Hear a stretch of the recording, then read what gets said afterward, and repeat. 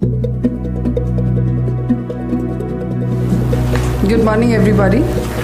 One of the most popular programs that we conduct is the one on RTI, because Mr. Shailesh Gandhi, who was the Central Information Commissioner, finished his term and came back to Bombay.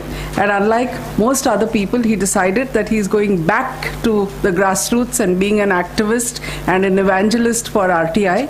So you actually have someone that level coming back. And he's back to being a grassroots activist. He's not just evangelizing RTI like he used to before he went to Delhi, but he's also filing RTI, filing appeals. And another thing that he does, which is of immense value to all of us, is that he's picked out RTI judgments, which when you file a second appeal can be used in your appeal if you cite that judgment. And that usually gets better results and responses. And we have just published the 200th one. Okay, so we have a whole series on the Moneylife Foundation website. So please go to the website. It's a proper section.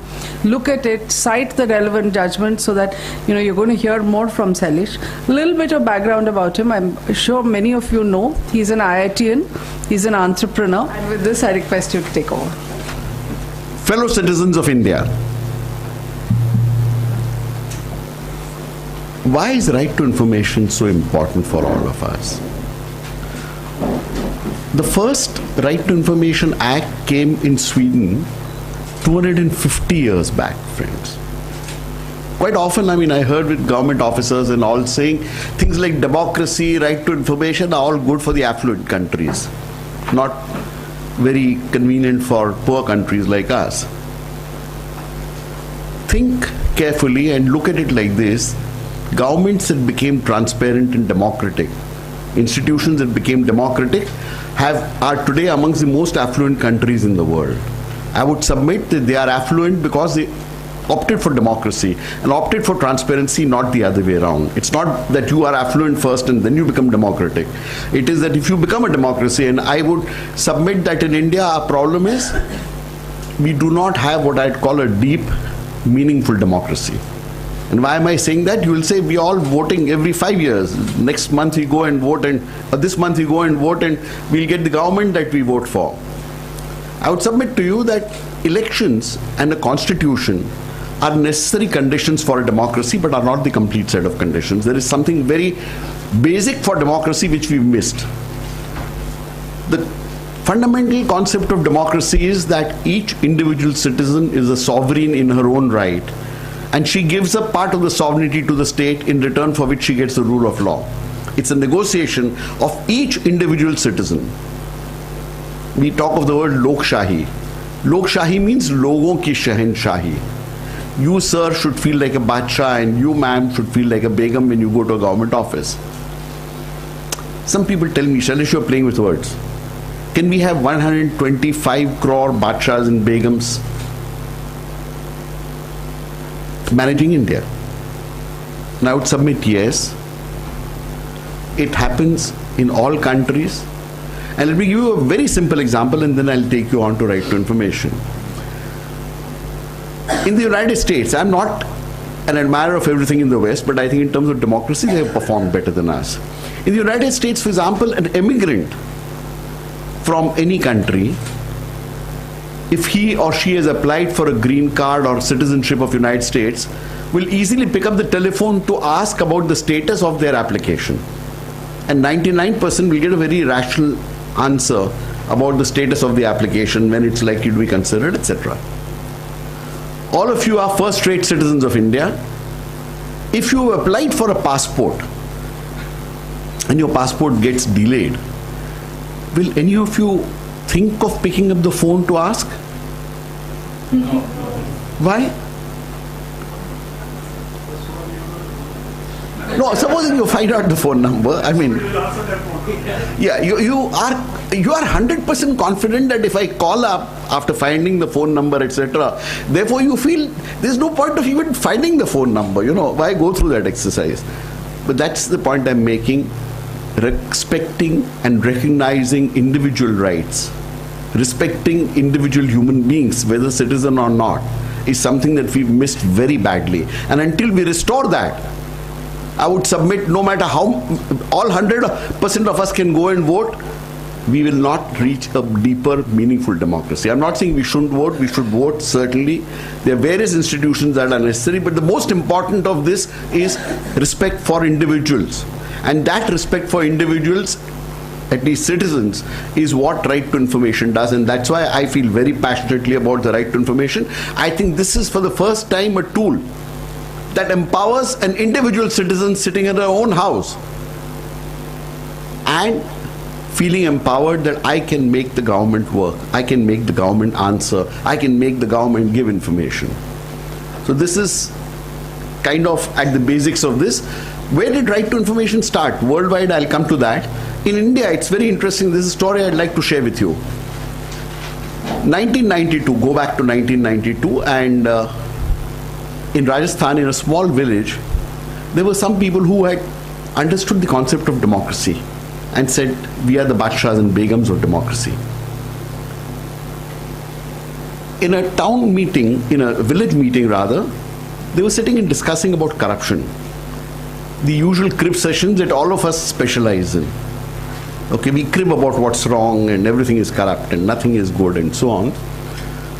And there was this old lady of 80 years who said, why don't we go to the block development officer's office and ask to see the accounts of the last 2 years of money spent in our village?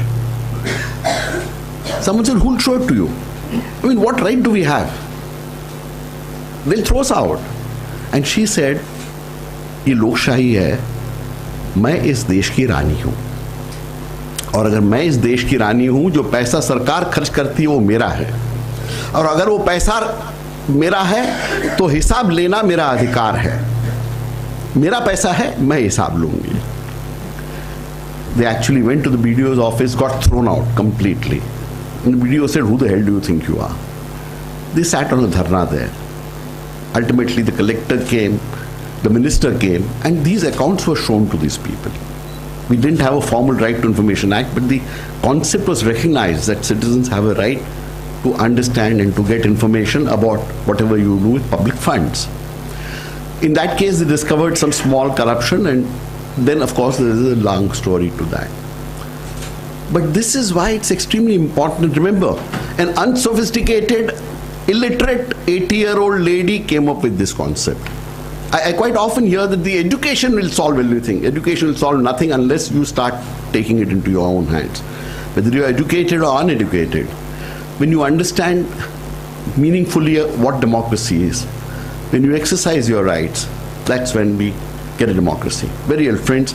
Now, what I'm going to do today is, I'm going to take you through some of the provisions of the RTI Act. Towards the end, I will try and explain to you how actually an RTI application is filed and a first appeal is filed. And after that, I'm going to take the liberty of spending 10 minutes on a topic not really related to right to information, but a topic about which I'm very passionate nowadays. There's a law in Maharashtra called Transfers and Delays Act. So it's an unrelated topic, but I'm going to take the liberty of spending 10 minutes of yours to explain what it can do, because I have a feeling, I'm not sure, that maybe it may actually prove to be as important as right to information, if not more. So I see that potential. I don't know what will happen, but I'd share that with you. Worldwide, right to information is known by 3 different terminologies. Freedom of information, FOI, right to information, RTI, and access to information, ATI. Different countries have different names, so these are equivalent names. The first Freedom of Information Act was enacted in Sweden on 2nd December 1766. And it's very interesting to understand, it was primarily sponsored by a Finnish clergyman, Anders Shailesh. And what inspired him? Confucian philosophy, which goes back to 5 BC. And what was the key to this? That Chinese emperors were expected to admit their imperfections, even as they were to go have infallible and exemplar personal conduct. Confucian philosophy 2,500 years back expected that the emperors of China must behave well and admit mistakes. To my mind, right to information is largely about admitting mistakes. If you made a mistake, admit it openly. You may not even realize, and mistake admission is a big thing. All of us, I don't realize every time I make a mistake, but somebody usually points out. Students in an examination, they don't know what mistakes they are making or what knowledge they lack, but somebody points it out to them. The moment somebody points it out to them, they have a chance of correcting themselves.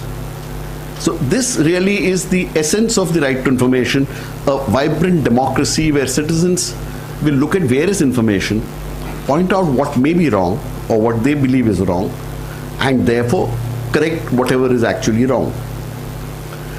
The preamble of any act is the soul of an act. It says what the whole objective of the law is. I'd like to read this preamble of the act with you.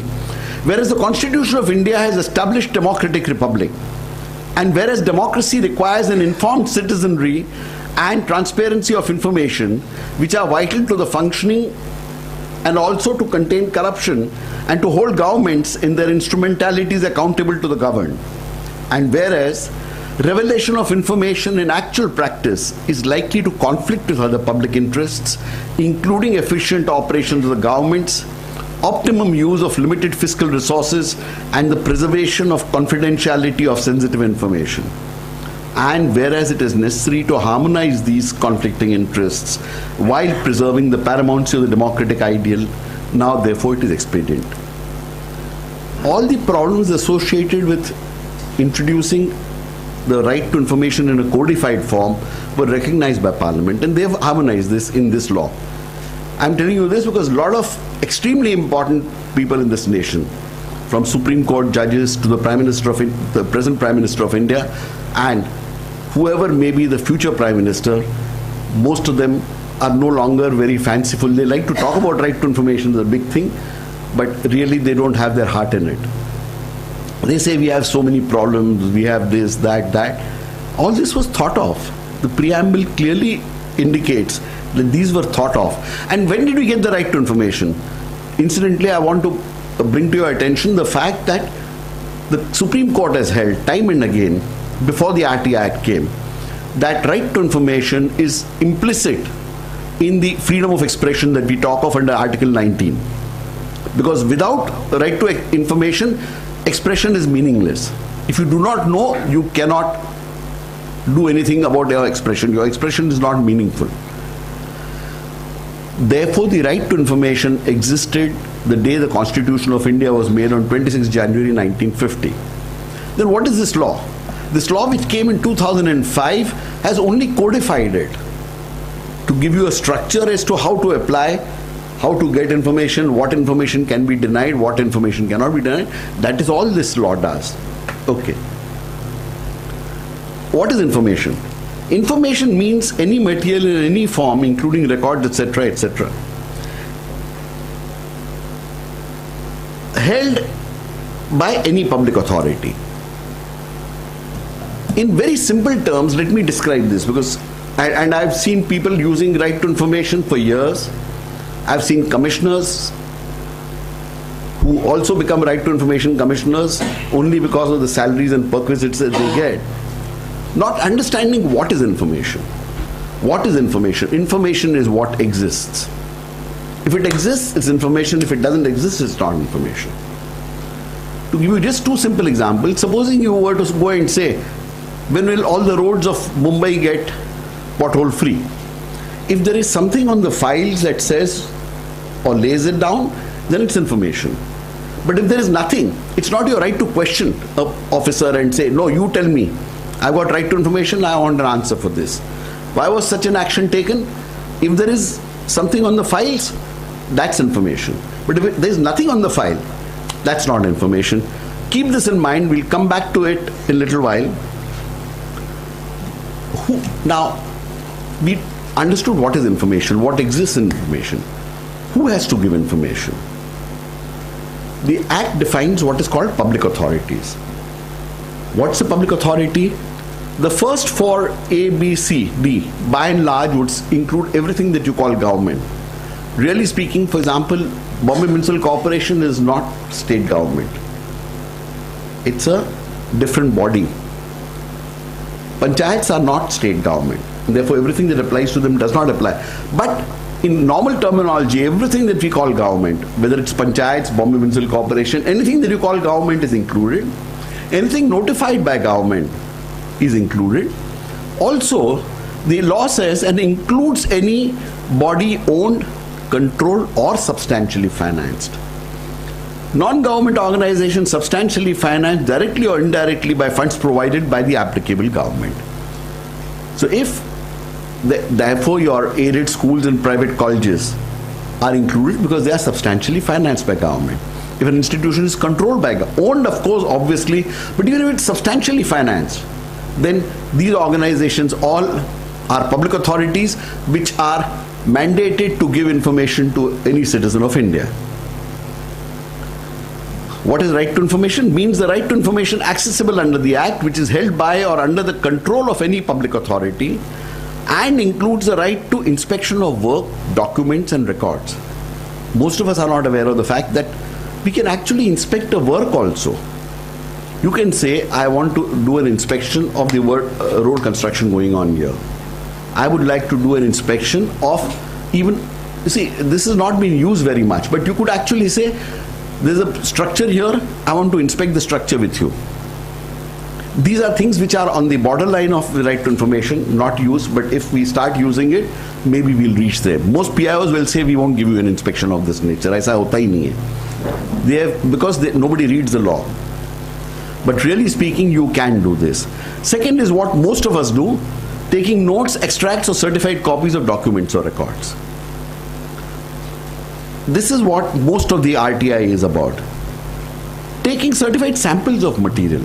You can also, if you believe that some material is defective, you can ask for a sample of the material, get tests done and show that it's defective and so on. The most important section of the Right to Information Act is the shortest one. I'm not saying this because I'm short, but short people have a lot of merit in them. This is the shortest section. Subject to the provisions of this Act, all citizens shall have the right to information.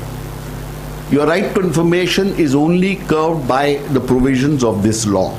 Nothing else can curb your right to information. Therefore, what information may be refused is also what is given in this law. Outside of that, there is nothing that somebody can refuse to you. And if you are a citizen of India, you are entitled to get information. Section 4 is an extremely important section which lots of people talk about it, but nothing is done about it. Section 4 is really the heart and essence of this law, and if it was fulfilled, and unfortunately most citizens are also not demanding it. There's not, if we put up a big fight on Section 4, we need not even file RTI applications, my friend. There are 17 points which say various things must be displayed and put on websites as well as in offices. You should be told norms for work, how will the office work, who is responsible, wide variety of information is supposed to be displayed. The computerization is one of the key things.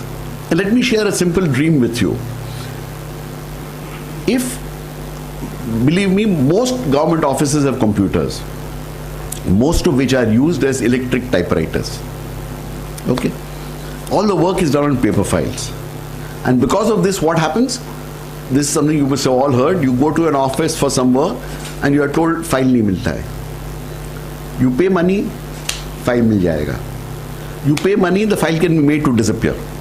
You pay money, a record can be substituted, a record can be altered, changed, all of this. 30% of India's corruption takes place by this simple device of having these paper files.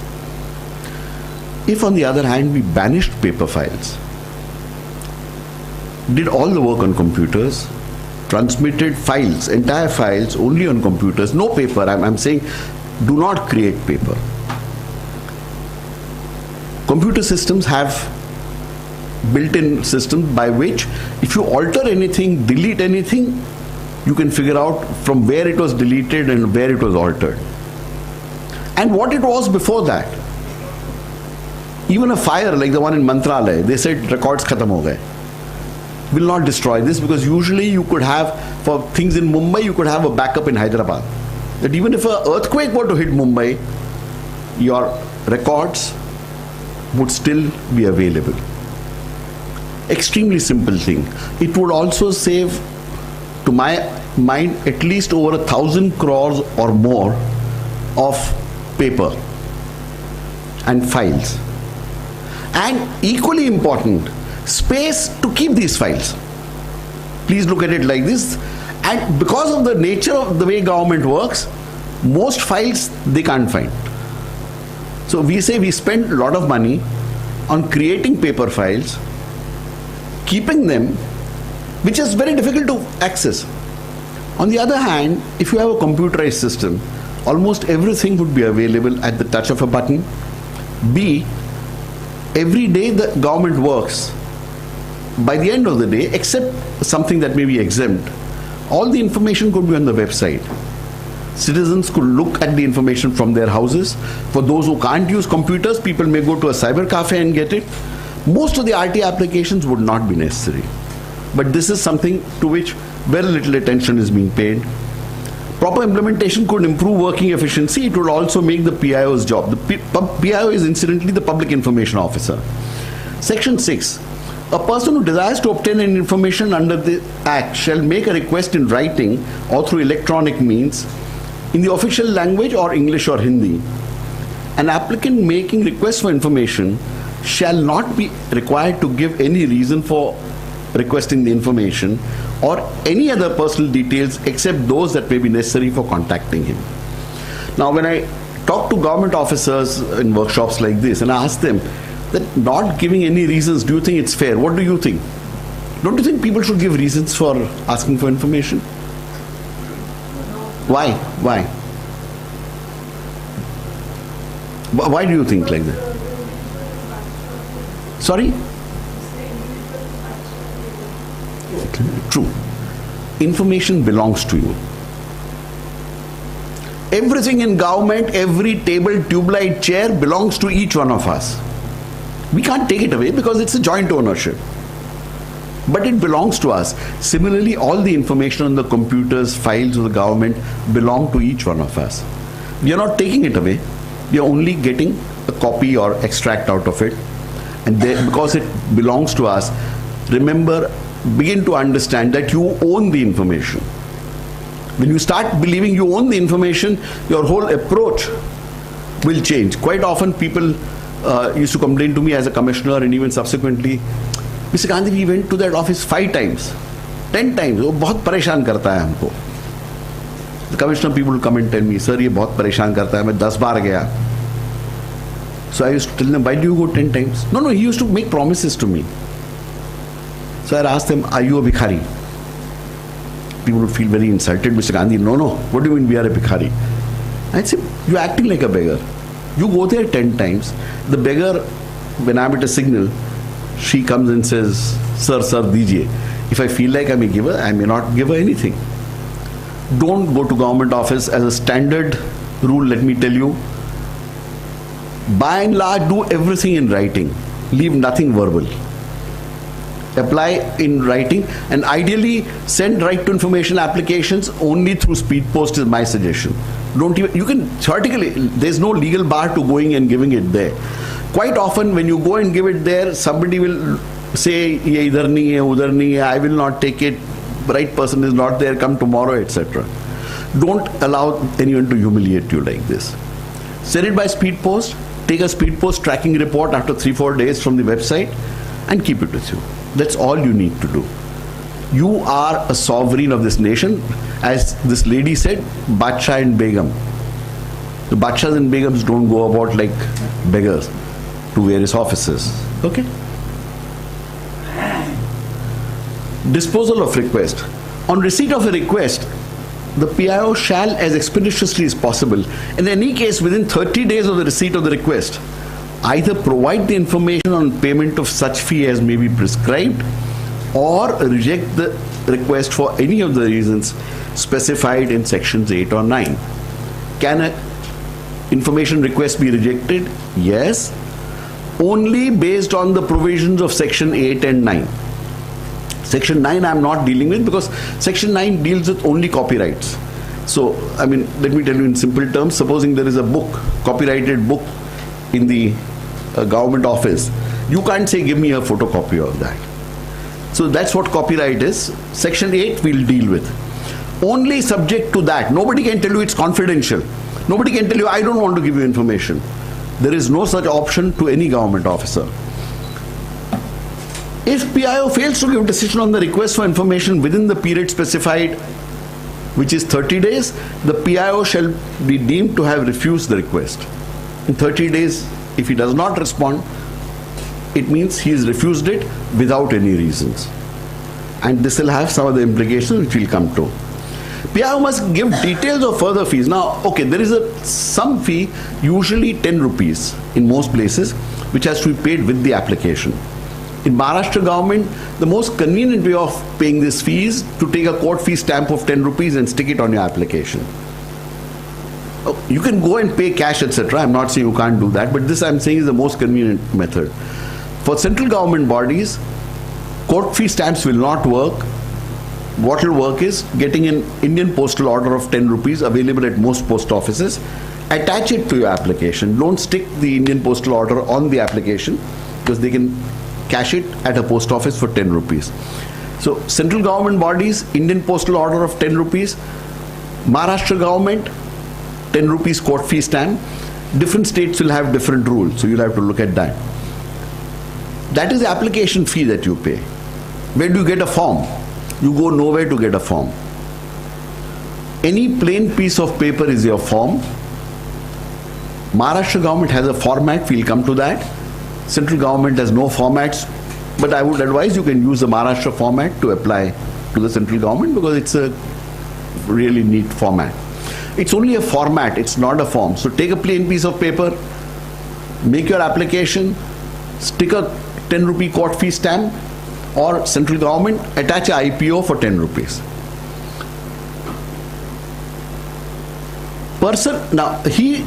After that, supposing you want information consisting of 100 pages, the Act prescribes that a fee can be charged to you. The fee in Maharashtra is 2 rupees per page, central government is 2 rupees per page. I'm not going into various state complexities, but 2 rupees per page. But what does the law say? The law says the PIO must tell you that you have to pay so much fee because the information you are asking is so many pages. Of course, if it's larger drawings, etc., then at actual cost. And he must tell you why he is charging you so much money. He has to give you a calculation saying the information is, let's say, 70 pages into 2 rupees plus something, say for drawings if you ask for, and plus postage cost. Maharashtra, the postage cost has to be paid by you. In the central government, the postage cost is included. These are the differences in the rules. Now, what this says is the period intervening between the dispatch of the said intimation and payment of fees shall be excluded. I will just explain it in a slightly different form a little later. Person making request for the information shall be provided the information free of charge where a public authority fails to comply within the time limits of 30 days. If after 40 days or 45 days information is given to you, no charge can be levied on you. The government is supposed to bear that charge. Where a request has been rejected under subsection 1, the public information officer shall communicate to the person making the request the reasons for such rejection. If an application is rejected or request is rejected, the reasons have to be given. The period within which an appeal against such rejection may be preferred within 30 days of getting an order from a PIO. If you are dissatisfied, you must file your first appeal. This is important. I've seen most people filing an RTI, not pursuing with an appeal if they've got no reply. If I get no reply, what do I do? If I get no reply, within 60 days is your period. Because within 30 days, it's a deemed refusal. Let's say PIO received the RTI application on 1st January. If you receive no reply by, say, 5th of February, you should file your first appeal. And the latest is 30 days from 30th January. Within that, if you don't file, your first appeal may be time barred. Public information officer, I mentioned. Where do I find and how do I know who the public information officer is? The Act has made it extremely simple. A, every public authority at every office I repeat, every public authority at every office has to have a public information officer.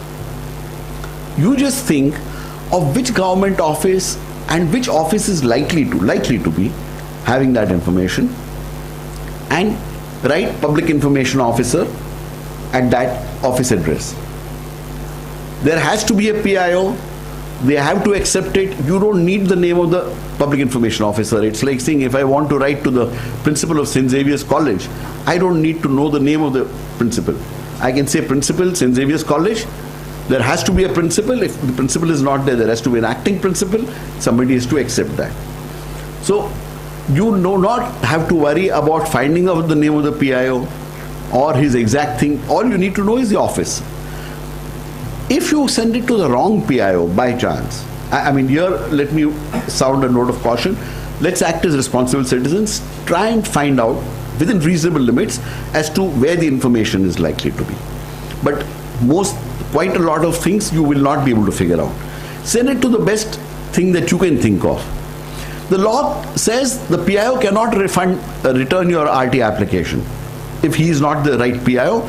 It is his duty now within 5 days to transfer it to the right PIO. But as I said, note of caution is, let's use this act responsibly. I've seen some people who send all RT applications for central government to the Prime Minister's office, saying law says he has to transfer. That is irresponsible. That's clearly irresponsible. It's our government. We want our government to function well, not just do unnecessary things. But in case it is going to the wrong PIO, he cannot return it to you and say that I don't have the information. He has to transfer it to the person who has the information. Okay. Now, 9 is extremely important, 7-9, because this, again, lots of PIOs, government officers and citizens are confused about this. What does it say? An information shall ordinarily be provided in the form in which it is sought, unless it would disproportionately divert the resources of the public authority or be detrimental to the safety. We leave that safety part out. Unless you are looking for 100-year-old documents, then that will apply. But most of the things that you are likely to be interested in.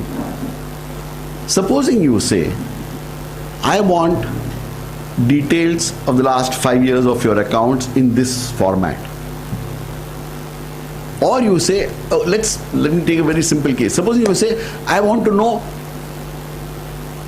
the number of chairs purchased by an organization and the total amount spent on it. Taking a very simple, sounds almost stupid.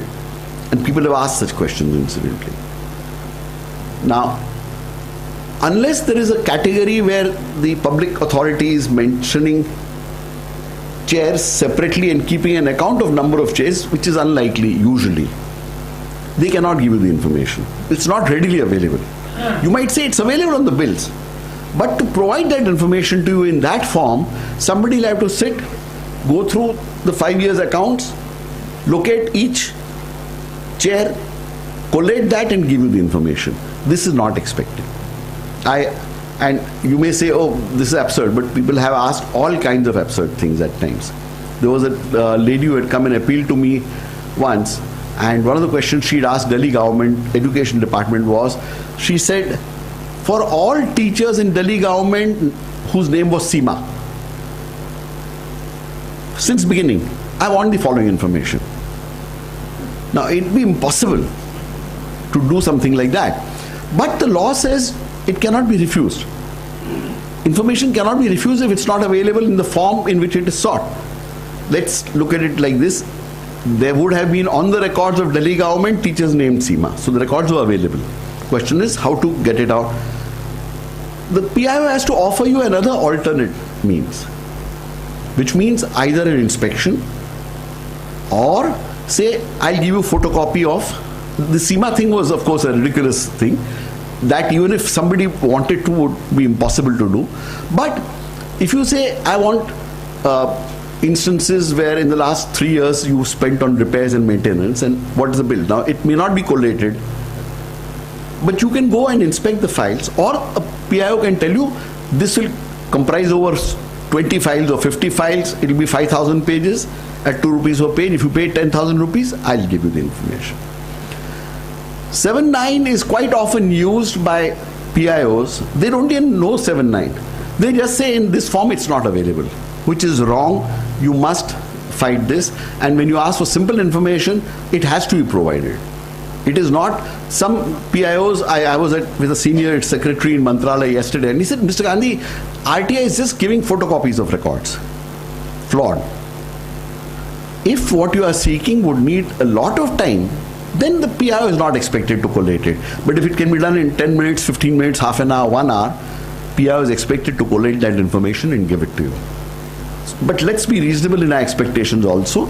You have to think of how, if it's not available in a collated form, ask for it in whatever form they have it. Now the 30-day period, I had promised to illustrate this. The day that you file the RTI application is not day one. The day the PIO receives the RTI application is day one. Supposing PIO sends letter asking for additional fees, 30-day clock stops. Let's assume for a moment, 1st of March, the RTI application reached the PIO, the Public Information Officer. 12th of March, he dispatches a letter. His letter is dated 12th March. You may get the letter on the 15th March or 18th March. But the moment 12th March he signs that letter, the 30-day clock has stopped. You receive the letter, say on 18th March. You may not go immediately and pay the money. You may pay it on 25th of March. For this period, until you pay the money, 25th March, the 30-day clock starts again. So if 12 days have gone initially, the PIO has got 18 days more to give you the information. Okay, so this is the way the 30-day clock operates. Also, the PIO cannot tell you, I sent you a letter for fees on the 30th day. He may do that. The moment you pay, he must be able to give you the information. What the law actually expects is that PIO is not expected to keep the information ready for you. After you pay the fees, he or she is supposed to generate the information, give it to you. A small caution again, sometimes if you've sought information of 2,000 pages or 1,000 pages, then you got to look at this period with a slight liberal mind, because don't insist and say, I can ask because the law says 2,000 pages, no commissioner will hear you. Okay. Now this is an extremely important part of what information shall not be given. Exemption from disclosure of information, section 8(1). And we take a look at it together. Notwithstanding anything contained in this act, there shall be no obligation to give any citizen information, disclosure of which would prejudicially affect the sovereignty and integrity of India, the security, strategic, scientific or economic interests of the state, relation with foreign state, or lead to incitement of an offense. Seems reasonable, but sometimes misused also, this exemption. I'll give you a case to help you explain, to help you understand what I'm talking about. A government had set up a committee under Dr. Madhav Gadgil, who's one of India's very renowned environmentalists, and a group of people to study the ecology and environmental effects, etc., of Western Ghats going right up to Kerala. This committee spent 2 years preparing the report, and then they gave the report, which identified various places ecologically sensitive, which, as far as I can figure out, means that other developmental activity must not be carried out there. The government thought this would hurt a lot of vested interests, so they kept the report in their drawers. Somebody asked for a copy of the report under right to information. PIO refused it, claiming 8(1)(a). Matter came to me as a commissioner, and I asked the public information officer, I said, first, 8(1)(a), you just can't say 8(1)(a). You have to give some reasons. It may be brief reasons as to how 8(1)(a) applies here. No, sir, 8(1)(a). I said, okay. Now I'm going to read out for you. Information disclosure of which would prejudicially affect the sovereignty and integrity of India. If you give a copy of this report, will it affect the sovereignty and integrity of India? So he said, no, sir. And I'm telling you some of these so that you will also figure out how you can argue before people. They said, no, sir. I said, fine. The security, strategic interests of India, he couldn't figure out how he could lay his claim to that. Then I said, scientific interests of India, he couldn't figure out how scientific of India. I said economic interest. Now that is the last one. If he says no to this, there is nothing beyond that. When I said economic interest, he said, yes, sir, economic interests of India. I said, very well. Tell me how the economic interests of India will be hurt. No, sir, economic interests. I mean, ultimately I gave a decision which has led to release of this report, and it's creating a lot of debate in the country. So my point is, don't just take anything lying down. Reason it out. It may really apply. If it really applies, accept. Don't unnecessarily pursue it and say, nahi, mujhe hona chahiye. Take a reasonable, rational view of this. The objective is not to harass people. It should never be our objective. The objective is not to be confrontationist. But what is your right, you must get. B. Information which has been expressly forbidden to be published by any court of law or tribunal, or the disclosure of which may constitute contempt of court. Now, given this section 8(1)(b), do you think sub judice matters information can be provided? Yes or no? Yes. Everybody says yes, or there are some who believe no? No, okay. Yes, why do you say, sir? No. Any lawyers here? Are there any lawyers in the... No, okay, it doesn't matter. Tell me, why do you think it's no? I don't know, sir. It's disputed. Why ask for... No, what is disputed? There is a dispute. What has that got to do with information? Sorry? It does not amount to contempt of court. We've been living with this fiction of sub judice. And all of us, we just use the word, you say sub judice and everybody says khalas. This law certainly does not exempt sub judice matters. It only says which will constitute contempt of court. For example, if a court has said this information is not to be disclosed, then you can't disclose it.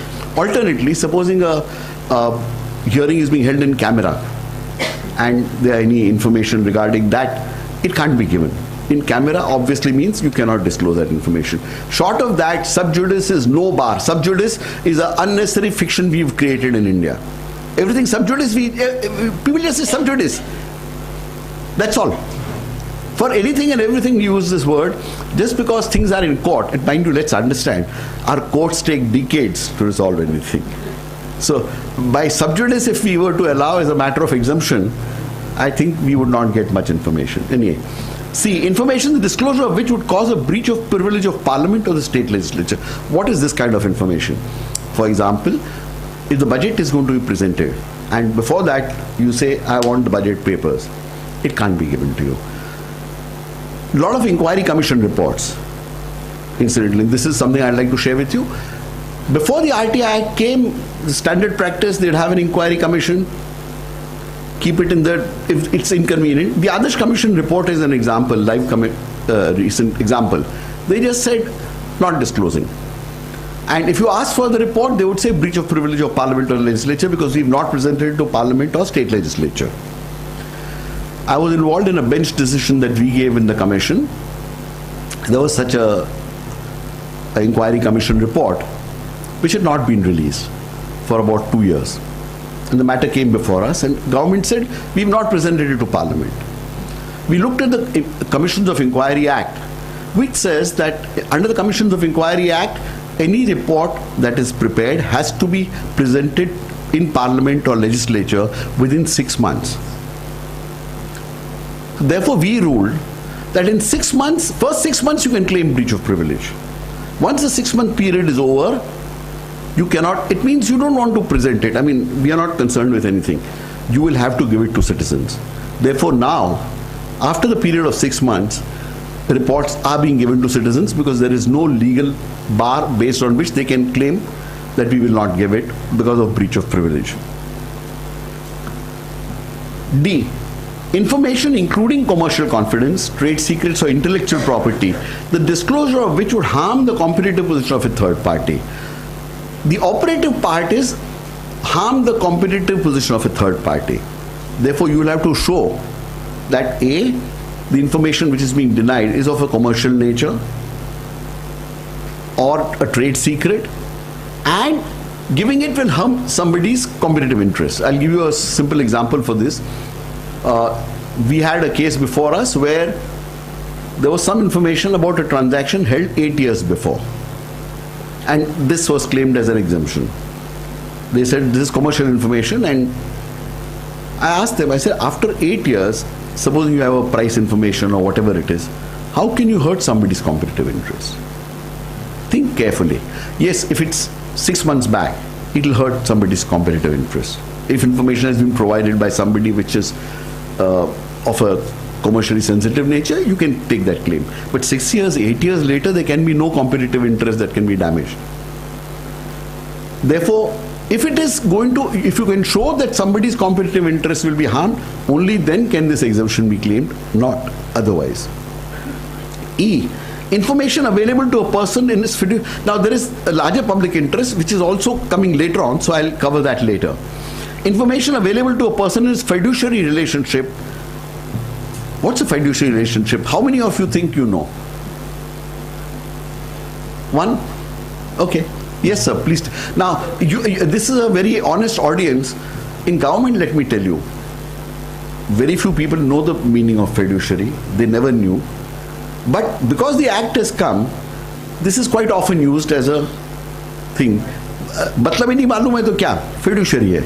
Yeah, please, sir. Doctor-patient equivalence in something like malaria and all that, where the disclosures have to be made. No, the key elements, okay, you are right, sir. Doctor-patient is one fiduciary relationship. Lawyer-client, banker-client, consultant-customer. Also privileged. Yes, but there are certain characteristics of this. You know, when you say privilege, then again we go and say, what is privilege? A fiduciary relationship, also, let's say in a Catholic or the Christians, when they go before a father and make a confessional, that would be that will faith and trust. No, so let me try and define this for you, man. The key element is that the person who gives the information to somebody superior, we call it a superior person, does it for his own benefit. You give information to your doctor, your lawyer, your banker, your consultant for your benefit, because you expect to get some benefit by giving that information. B, you have a choice of whom to give the information, whether to give the information or not. There is no law. You may go to a doctor, you can lie about some of your issues. There is no law that you are violating. You can go to a lawyer, you may have actually committed a crime, and you can lie to him, and there is no law that you are flouting. Also, you go to such people because you trust them. See, trust is a very key element of this, but just because you trust anybody, it doesn't become a fiduciary relationship. Quite often, how it is used is, because somebody trusts me, it's a fiduciary relationship. Everything where I trust you or don't trust you is not a fiduciary relationship. There is an element of choice. Only then the issue of trust comes. Most of the things which are refused under fiduciary today in India actually are statutory. There's a difference between statutory and fiduciary. If I provide information because of a statutory requirement, whether I trust or don't trust is irrelevant. My income tax officer, people have claimed fiduciary relationship. I may dislike the chap, I may mistrust him, I may think he's a rogue, but I have to give the information. The inspector who comes and takes information, or I give information to BMC because I have a trade license or whatever, I may feel the chap is a rogue. But because there is a law, I have to provide information. When I go and apply for a passport application, I have to give information because there is a law. So this is clearly different from, so therefore, however, supposing I go to a government hospital and I get treated there, that is information that the hospital and the doctors hold in a fiduciary relationship with me. If I go to Bank of India and have an account in Bank of India, information about my account held by Bank of India is held in a fiduciary capacity. So this is clearly different, and therefore the wide expansion of fiduciary, quite often you will find, please, if it's refused, ask for it, argue about it. information received in confidence from foreign government. Note, the only place where the word confidence or confidentiality is used in this law is information received from a foreign government. Other things, nobody can say this is confidential information. Confidential word is banned, except for information provided by a foreign government. So if information is provided by a foreign government, they can claim and say, sorry, this is provided in confidence, I can't disclose it. That's the reason why the government takes a position that on black money transactions, etc., whatever information foreign governments have given to them, they will not share. This is the exclusion clause that they use. G, information the disclosure of which would endanger the life or physical safety of any person or identify the source of information or assistance given in confidence. So this would be like somebody's complained about something. If you believe that disclosing this information will endanger somebody's life or physical safety, then you can deny.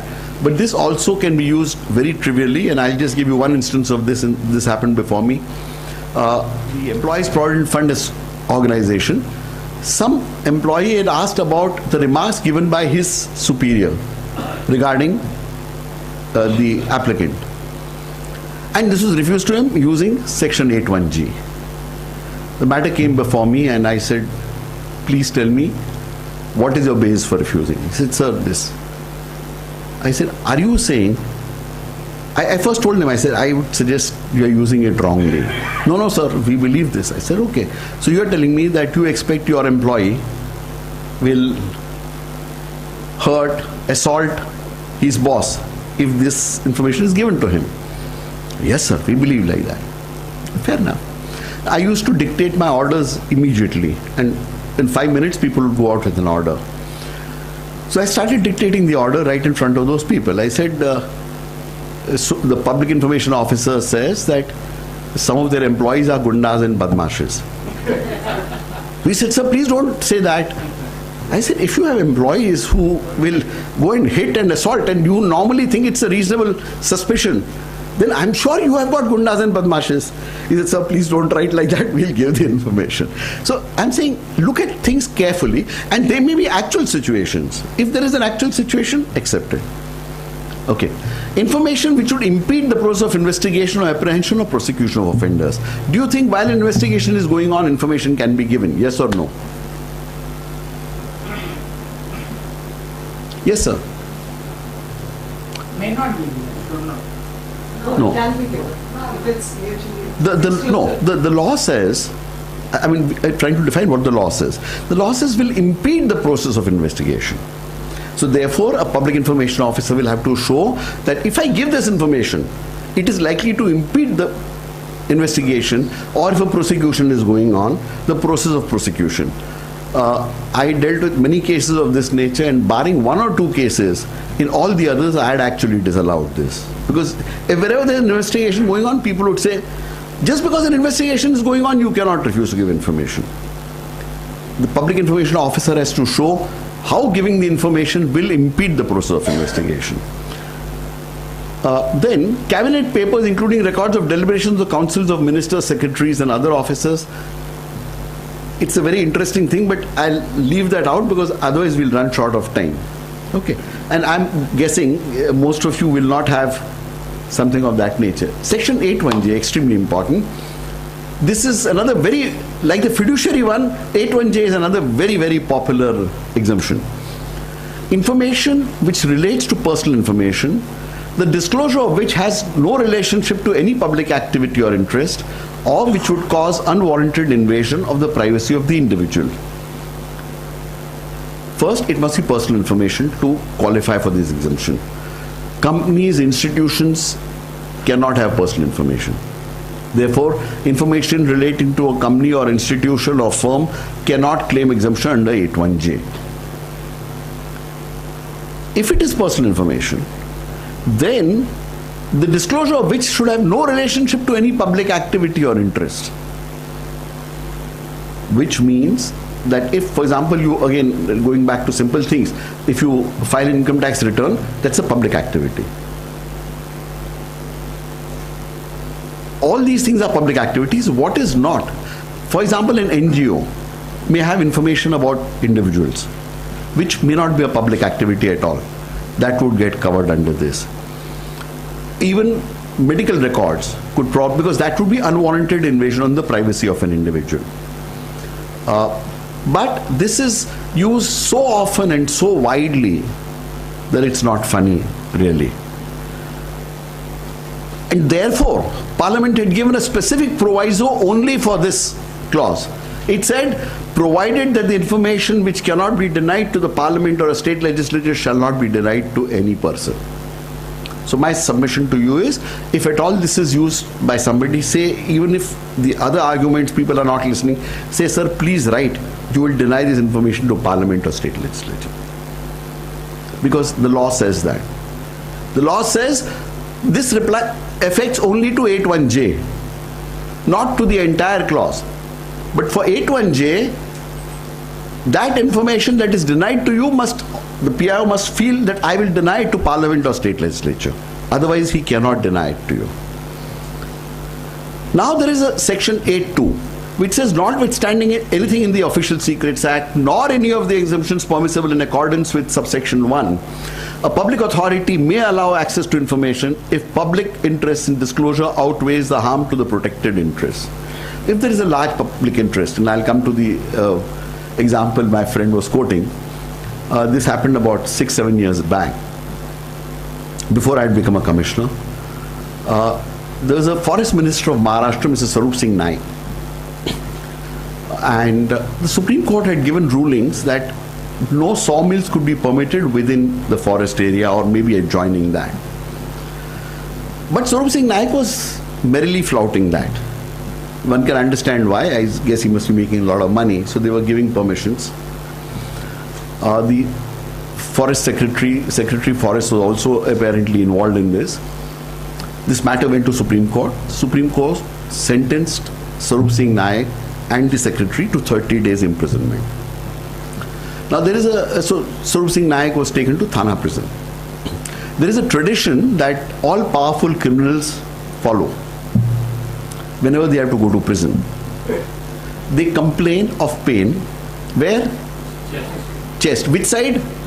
Left side. Okay. So the pain is only on the left side of the chest. So Swarup Singh Naik also said, I have to keep tradition. He also complained about pain in the left-hand side of the chest. He was promptly taken to JJ Hospital from Thana prison, kept in a lovely ICU, air-conditioned, comfort, and they said he'll spend his prison days here. This came in the media and so on. After 6-7 days, I filed an RTI application saying I want the medical records of Swarup Singh Naik. Now I said I concede that these are exempt under the law. But there is a very large public interest in disclosure of this. Two things I argued. A, I said he's not a private person. The laws of privacy normally apply to a private person. He's a convict who is treated differently. You and I have certain rights, the convict doesn't have all those rights. B, I had argued that most people suspect that he is there fraudulently. And therefore, A, he is denying a needy person the facilities of a hospital. B, he is not going to prison and therefore frustrating the whole objective of a punishment. And there is a larger public interest in knowing this. If medical records show that he genuinely needs that, people will have more faith in the system. And if the medical records show that he does not deserve to be there, there is a large public interest to this. PIO refused it, claiming medical ethics, this, that, everything. First Appellate Authority, Dean of JJ also refused it, went to the commission. Unfortunately, most of these commissioners are also political appointees and they feel obliged and so on. So, whereas he couldn't deny my argument, I told him, I said, sir, do one thing. If you want to reject my application, put down in writing saying that this is not in public interest. I said, public will laugh at you. If you feel like rejecting, you will have to mention that I'm arguing, saying there's a larger public interest. If you want to reject my application, say it's not in larger public interest, but fear the public laughter at you. That also he was unwilling to do. So they delayed that by about 6-8 months. Ultimately, after a year, they gave an order saying this information will have to be provided. Because they had taken 1 year over it, they were able to substitute 1 or 2 papers. Therefore, we couldn't show anything. I mean, it was evident that there was no real medical reason. But what they showed was that medical things were okay.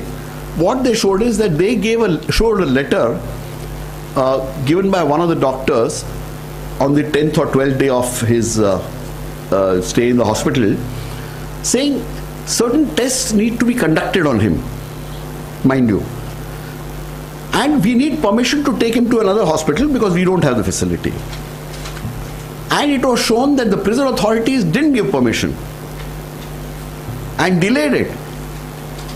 I am saying even any normal convict, if he has a heart condition and the hospital asks for permission, no prison authority will dare to refuse it. And this was a minister. But it was shown that for about 15-20 days, he was kept there because of lack of permission by the prison authorities for some tests. So because of that, we couldn't do much with it. But an interesting outcome of this was, within 20 days after this happened, he went to court, lost in the court. Within 20 days of that, another powerful minister was to be sent to prison. He also complained of pain in the left-hand side of the chest. No hospital was willing to keep him. All hospitals said, no, RTI mein anybody can now come and ask and we will not be able to refuse. So we improved, RTI also improves the health of people in prison. Okay. Now, there's a provision called Section 18. Incidentally, public information officer, a public information officer in an office is any officer who's doing some other work and is additionally designated as public information officer. Okay. Section 18 is for complaints. When do you file a complaint? When the complaint is filed to the commission. Okay, now let me also explain the structure to you. There is a public information officer who's your first interface. If you are not satisfied with the outcome with the public information officer, you must file what's called a first appeal with the first appellate authority. Who's the first appellate authority? The first appellate authority is an officer in the same department, senior in rank to the public information officer, who is supposed to perform a quasi-judicial function and decide whether you are right or the public information officer is right. Time to file your first appeal within 30 days of getting an order from the PIO. Supposing he gives no order, within 30 days of the deemed refusal, which is 30 days. Okay, so outside 60 days you must file. But supposing he gives you a rejection on the 10th day, within 30 days of the 10th day, you must file your first appeal. Supposing the law requires him to actually tell you who the first appellate authority is. Supposing he doesn't reply to you, or he replies and doesn't give you, then how do I file a first appeal? A simple technique, this is not part of the law, but a simple way of doing this is write to the first appellate authority, care of public information officer. And below that write that the law requires the public information officer to give me the details of the first appellate authority. Since he has not done it, either because he has not replied or has not given it in his reply, I am now sending it to the PIO whose responsibility it is to give it to the first appellate authority. Okay. The first appellate authority has to give you a decision within 30 days, or he can extend it by 15 days. So effectively 45 days you can take it. Couple of things can happen. A, he gives you a decision that you like, you get your information, end of story. You get a decision, you are not happy. When I say happy, please understand this happiness and unhappiness is not your state of mind. It's a question of whether, as per law, he has dealt with your application. If he's dealt with it as per law, whether you are happy or unhappy, please rest the matter there. If it's been legitimately denied using an exemption, or what you thought was not information at all, and so on. Apply your mind rationally. If you are unsatisfied with this, go to the second appellate, which is the Information Commission. For Maharashtra state bodies, the second appellate authority is the State Information Commission in Mantralaya, opposite Mantralaya, the new administrative building. And for central bodies, the Central Information Commission in Delhi, where I was a commissioner at one point in time. This is your basic structure. For that, you get 90 days time. Now, 90 days, supposing first appeal order you've got, within 90 days of that, you must file your second appeal. If you have not received anything, within 45 days is your deemed refusal. So 45 plus 90, in that period, you must file your second appeal. Now, there is a provision in the law under section 18 for what's called a complaint. When should you be filing a complaint under section 18? When RT application not taken. Supposing you've sent it by speed post. You say, I went there and that chap didn't take, it's very difficult to prove. It's almost impossible. I would recommend not to get into that. Send it by speed post. Addressed to the public information officer. Supposing it is refused. They say, we are not taking this. Then file a complaint to the Information Commission saying, this has been refused. Please penalize the public information officer. When excessive fee is sought, supposing there are two ways of looking at the excessive fee part. One is he says the information you have sought is of 2,500 pages, therefore please pay 2 rupees per page. That's not excessive fee. You can't say 5,000 rupees is excessive. Even 100,000 may not be excessive. On the other hand, he just says pay 10,000 rupees, giving you no explanation or calculation. Then that is excessive fee. Or he says I'll charge you 20 rupees per page. That is excessive fee. Excessive fee is not by amount directly. It is, if it is given without any calculation, just arbitrarily, that's excessive fee. If false information given. Now what is false information? It's extremely important to understand. Information, I go back, is what exists. So therefore you say there is a plot of land on which no sanction for a building has been given. A building has actually come up there. You ask under RTI and say, I want a copy of the building plans for so and so plot. The PIO says there is no building there. He is right as far as records are concerned. That's not false information. But if there is a record that information has been given, that approval has been given, then he has to provide that to you.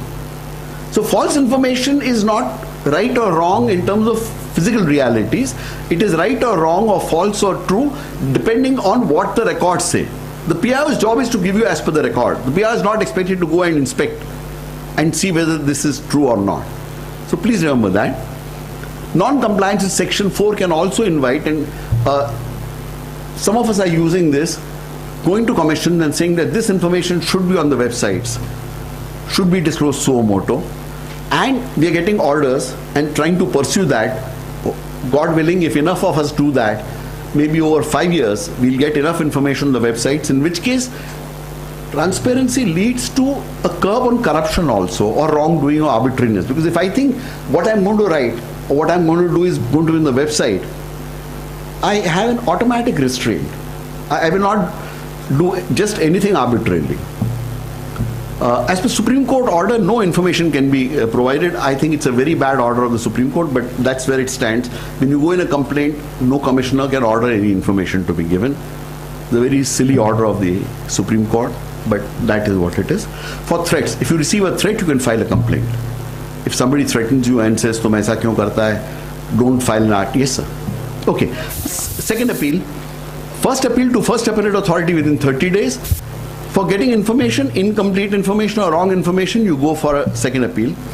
The First Appellate Authority should decide in 30/45 days. If result of first appeal not satisfactory, the second appeal to the Commission within 90 days. Section 19(5). This is important. If you go before a commissioner, onus to prove that denial of information was justified is on the public information officer. Really speaking, you don't need to argue by the law. But in actual practice, unfortunately, you will have to argue. Theoretically, you can take a position that it's up to the PIO to justify. You need not justify anything. Section 20, if information denied without reasonable cause, Commission must penalize the PIO or deemed PIO at rupees 250 per day of delay after giving an opportunity for explaining. Maximum penalty is rupees 25,000. Commission can also recommend disciplinary action against the officer. As she rightly said, yes, it's being used very rarely by most commissioners. They are almost treating it like the death penalty, which is flawed. And because penalties are being very rarely put, the act is losing some of its sheen. Section 22 is very important. The provisions of this act shall have effect notwithstanding anything inconsistent therewith in the Official Secrets Act and any other law for the time being in force or in any instrument having effect by virtue of any law other than this act. Therefore, any prior acts, laws, cannot be taken to deny information. Somebody can say, as per my rules, I can't give you this information. As per my this is confidential. In the Swarup Singh Naik case also, they quoted medical ethics and said we can't give the information. And it was again argued that look, this law supersedes everything earlier. This is the paramount law in terms of giving of information. It's only restricted to giving of information. It doesn't define other things, mind you. Some bottlenecks: lack of culture of transparency, lack of awareness of the law amongst citizens and PIOs, Information Commission's slow pace of disposals. This is a real threat, and unwillingness to accept mistakes. Now we'll go on to the format. On the how, I will try and deal with a few minutes. This is a format of application for Maharashtra. Before I take up this format, I'd like to tell you one of the most powerful stories of right to information that I have heard. This happened about somewhere in 2006. There was a young boy, 21 years age, educational qualification 7th standard, from Bihar, who came to Mumbai to look for a job. Where did he stay? In a jhopparpatti with his uncle who had been here and was doing a job. He was going around, and one day in his basti, we do RTI workshops like this in various places. So in his basti, a workshop was going on.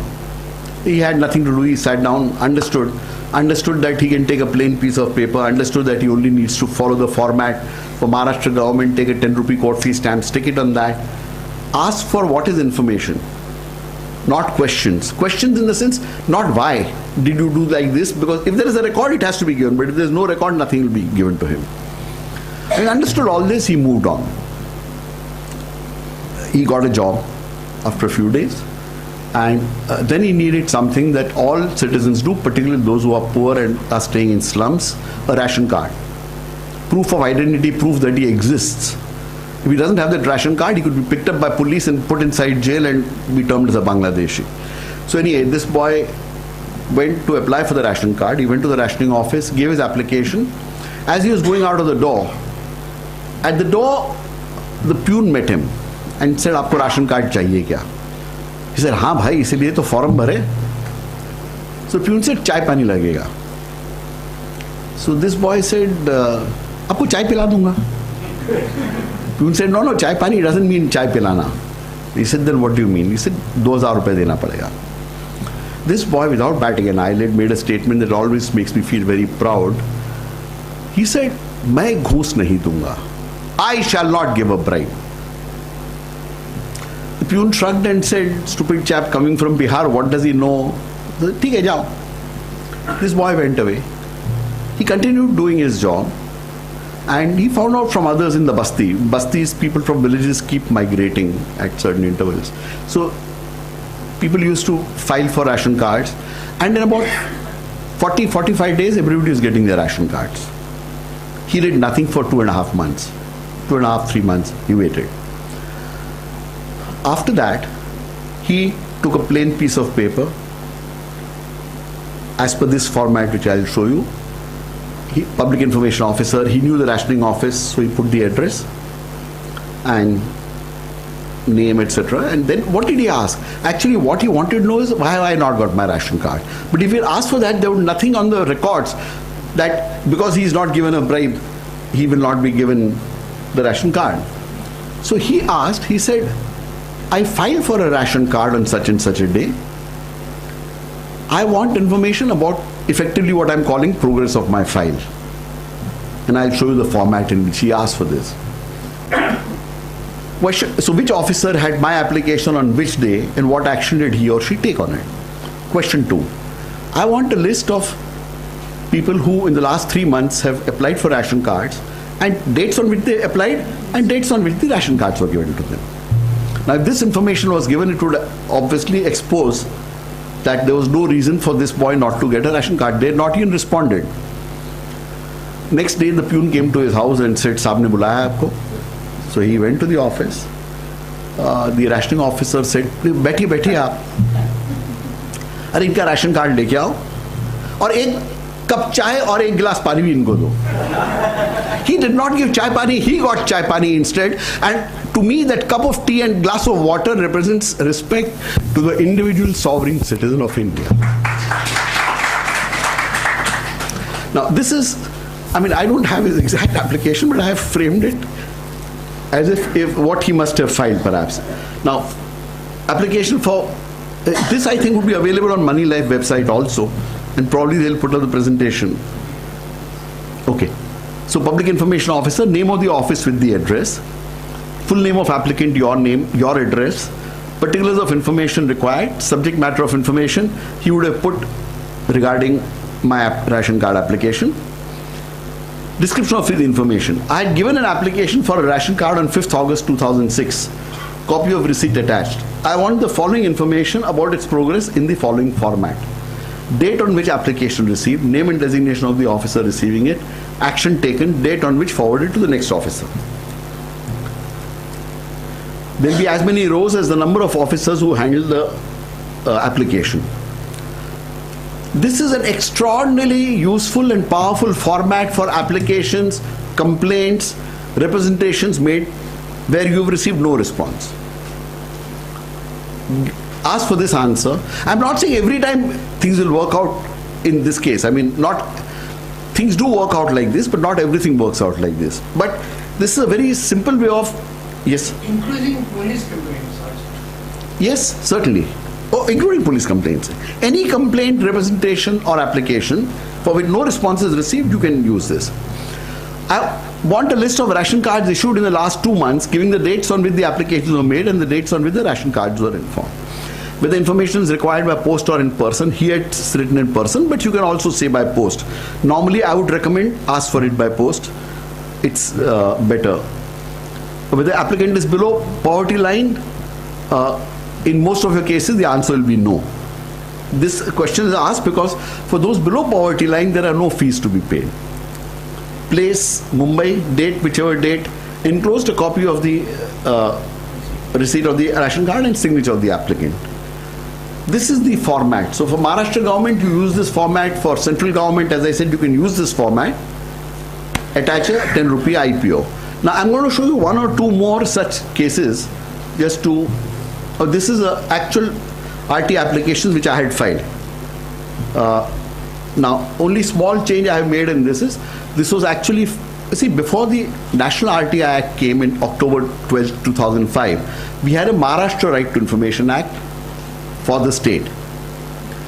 So this was actually filed in the Maharashtra Right to Information Act. But this is actual case that I have filed, and I'll tell you what happened also. I've changed a few things to fit it into the current format because I don't want you confused with the old format and the new format. But otherwise, it's the same application which I'm showing you. Now, the starting point was in Times of India one morning, and this is how a lot of my RT applications start, and you can also do the same. Of the Times of India, and found there was a, on the right hand side, there's some photograph of a demonstration ladies had held at Marine Drive for a police constable, Sunil More, who had raped a minor, and understandably so. On the same day, on page 5, was a small news item which said, Police Inspector Prakash Avre of Mumbai Police, this guy was a constable, mind you, Police Inspector Prakash Avre of Bombay Police had raped a minor in September of the earlier year. He was suspended, case was filed against him, and case came up in court in December. The minor turned hostile, which happens quite often under such circumstances. And in March, Police Inspector Prakash Avre was reinstated in service. And there was anger. I said, what are we? We're there just to demonstrate and have a photo op on the newspaper? Here is a case. Now we are talking of a police constable. Here's a police inspector charged with an identical crime, and we are not bothered. After that, what happens? Parvaille. So I filed this RT application, and I'll tell you as we go along. Full name, subject matter of information, investigation and action in case of alleged rape. Period for which the information relates, last 1 year. Description of the information. according to a news report in the Times of India dated 29th April 2005, Inspector Police Prakash Avre was accused of raping a minor in September 2004. He was acquitted by the Sessions Court in February and has been reinstated in service. I want a Xerox copy of the order reinstating him along with the file notings based on which the decision was taken. That's all I asked for. I said I want a copy of the order reinstating him. It would then reveal to us the name of an officer who gave this order and the file notings. Remember, a very simple thing. Now this was a cop, a police inspector who had been reinstated in service, and how RTI worked in this case. Okay, with the information required by post or in person by post. In case by post, I normally ask for it by speed post. Whether the applicant is below poverty line, no. 2nd May 2005, this RTI application was filed. The PIO refused to give me information, claiming that it would, what was it? It would impede investigation, I think. It would impede investigation, 81H. So I filed a first appeal, name, etc. Particulars of PIO, particulars of State Public Information Officer, PIO Bhaikala Police Station. I had filed with the Commissioner of Police, who transferred it to Bhaikala Police Station because I did not know where this matter was. Date of receipt of the order appeal, 19 June 2005. Last date for filing the appeal, 19 July it should be, July 2005. The grounds for appeal, facts of the case. I had asked for information regarding the reinstatement of Inspector Prakash Avre as per the attached application. The PIO first sent me a letter stating that the information will be provided by Bhaikala Police Station. PIO Bhaikala replied by his letter of so-and-so that the information could not be provided as it was exempt under section 81H, which exempts information which would impede the process of investigation. Grounds for appeal. This, you must apply your mind a little carefully. Okay, now what did I say here? The PI has not shown how providing information could impede any investigation. In fact, no investigation is being held since Prakash Avre has already been reinstated. The rejection is without any basis in law.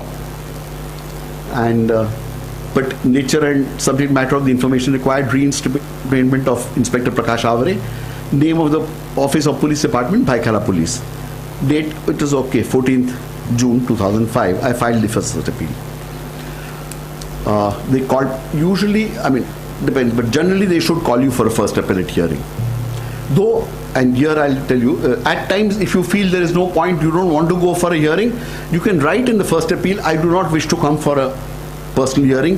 Please decide on the papers that I am submitting, which also I do. But in this case, I had not said anything like that. So the first appellate authority called me. I went, met the first appellate authority, and he said, Mr. Gandhi, what are you trying to do? If the court releases him, what can I do? I said, fine. But to my mind, one of the two things has happened. Either somebody framed Prakash Avre, in which case whoever framed Prakash Avre should be held responsible. And if he wasn't framed, then I think you are putting a police inspector back. That's dangerous. So I just want to know who's responsible for this. He got the point. And he was I think he was a very decent police officer. He was a senior chap. On 5th August, they sent me a letter. They did not give the information, I must concede. But in that letter, they have given it to me in writing that Police Inspector Prakash Avre had been dismissed. That is the power of right to information. Just a right to information application in one appeal. And any of you can do it. You may say, Mr. Gandhi, you were a commissioner. I was a commissioner much later than this. This happened in 2005. I'm not saying it'll happen every time. But there are times when you can get phenomenal results, which the Supreme Court of India you may not get. And the critical thing is, if you see this, you can do sitting at home from your own house. Issue is yours. In a lot of things we have to get together. We say get together 500, 200, 1,000, and then when 200 of us get together, we don't know who's leading. If you are leading, I'm saying, why are you leading? And this chap says, no, it should be me, and so on, and trying to get the hierarchy moving, trying to get the politics and dynamics of all of this. This is a simple tool sitting in your own house. You think of the issue, pursue the issue. This, I must concede, is a rare case, but it has happened. And there are some, yes, miss. Okay, I didn't verify that, miss. I concede. I mean, they have given it to me in writing, but I would concede that I didn't actually. I could have tried to find out, but I didn't. I mean, Prakash Avre was not my sole objective. Okay. This is an act to provide information. Public interest is paramount. Can lead to true participatory democracy. Swaraj is my genuine belief. And this wasn't, I'm not saying this after Arvind Kejriwal started saying this. This has been my position since last 10 years. Transparency brings flaws and faults upfront and improves systems and governance. It's really about getting better governance. RTI by itself is just a tool, my friends. Truth and sunlight are healthy. This is a belief most of us have. For more on RTI, for earlier judgments by the CIC, it's the Moneylife you can go to. So for additional information on RTI, I think they'll be putting this up on the website also. So there are 2 resources from which you can get RTI Act, rules, etc. It's useful to do that. Okay, and now in Mumbai, for all fresh building proposals, after 15 July, they are submitted electronically and are going up on this website. So you can, for proposals that are now coming, you need not go and ask under RTI. Everything is on this website. It's supposed to be put up. It will work provided all of you put pressure. If you don't put pressure in the sense, keep looking at it for whatever you need. OD milai ki nahi, CC milai ki nahi, what is the approved plan? All this is supposed to be here. And if anything is not there, please file complaints. Because the commissioner has promised, I am heading a technical advisory committee which is trying to get most information of BMC on the website. It's a very tough battle. It's like 1 step forward, 2 steps backward. But we are trying, and I believe we will succeed at some point in time. And when we succeed, it will work only if citizens keep looking at it and complaining when something is not there. If we can make it work, we'll really have a unique thing in Mumbai. And I believe we have an opportunity of making BMC much better by making it transparent. This law has come in 2006, Maharashtra Transfers and Delays Act. It's an extremely powerful act. The first part of it says that no file should remain with any government servant for more than 7 working days.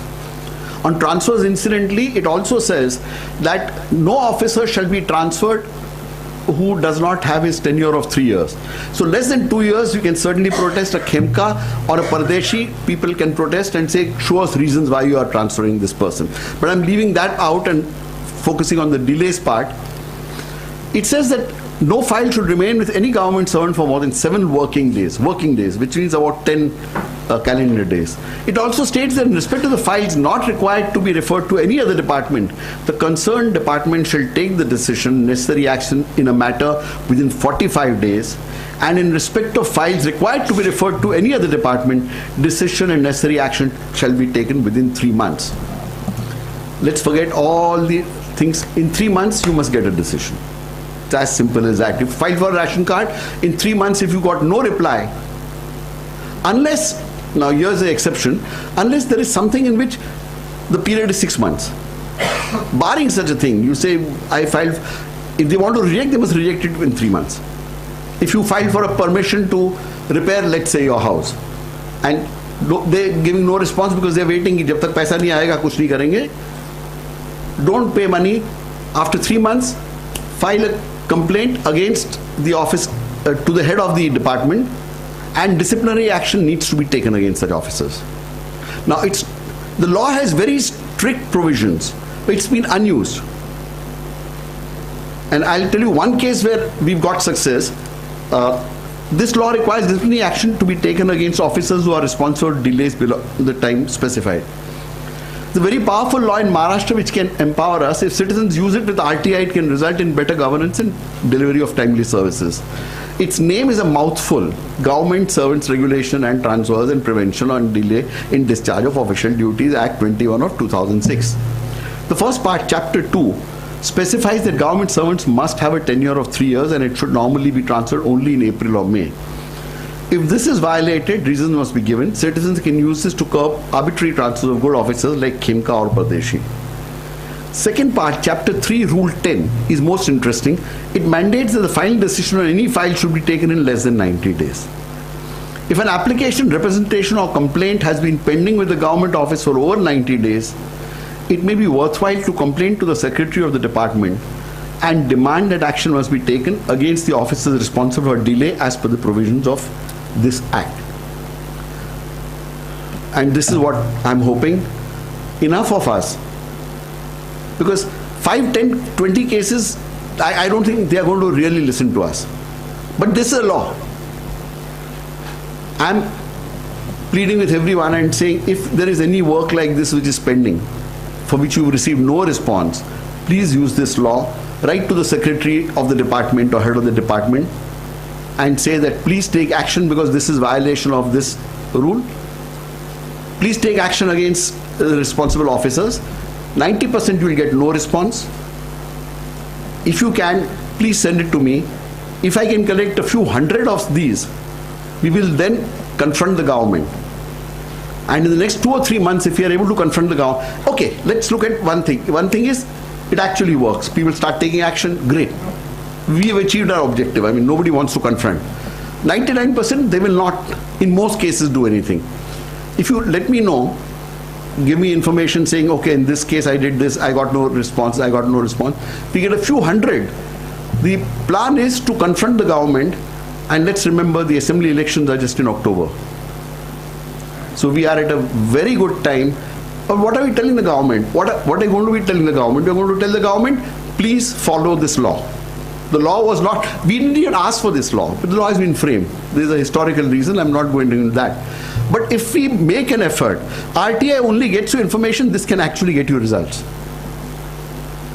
Because when they do not decide, we have a legitimate application for something and they don't do anything, you can hold them accountable like this. And if hundreds of us start doing it, there is no reason why we can't make this act work.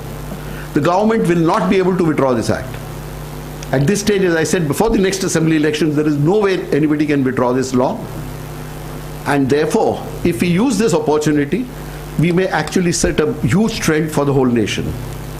Now, step 1, if anyone has sent an application, complaint or representation to any government department which has not given any response for 45 days, it would be useful to ask in RTI the same format that we talked of. Step 2, when the reply shows certain officers have held on to the application, complaint, representation for more than 7 working days, file a complaint to the head of the department asking for disciplinary action against such officer for violation of Act 21 of 2006. Now, this is what I asked a friend to do 2 days back. He had filed an RTI application some months back. And he then asked me, he said, Shailesh, what do? I said, you finished your first appeal period, so you can't do anything. I started thinking about this act. I said, even an RTI act not replied to, let's use this law. So this is a letter I suggested he write. I had filed an RTI application 20 June 2013 in the building department.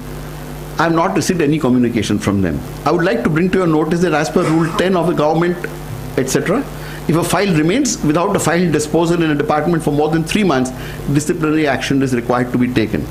Request that you conduct a preliminary inquiry in this matter within 15 days as per rules and send me the inquiry report.